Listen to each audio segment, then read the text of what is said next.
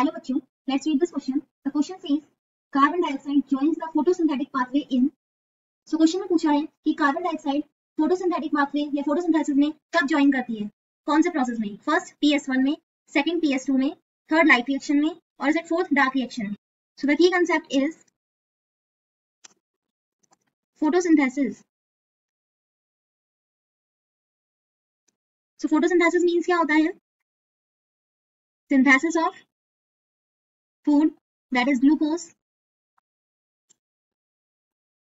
by green plants in the presence of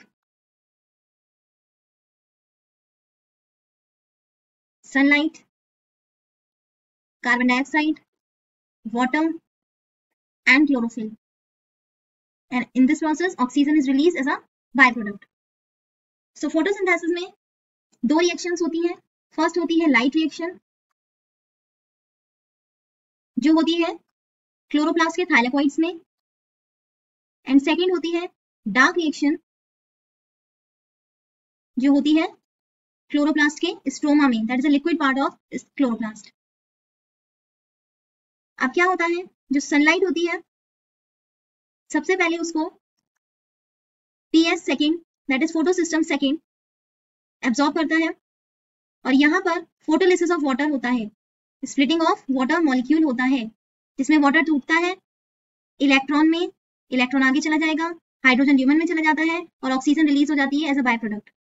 so PS second ने क्या किया, यहाँ पर इलेक्ट्रॉन एक्साइट हुआ और वो आगे गया.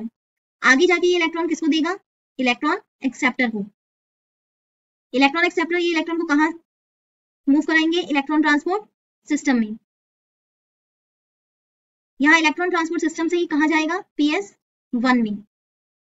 अब यहाँ ये इलेक्ट्रॉन एक्साइट हो गया और ये जाएगा इलेक्ट्रॉन एक्सेप्टर ऑफ PS1 में.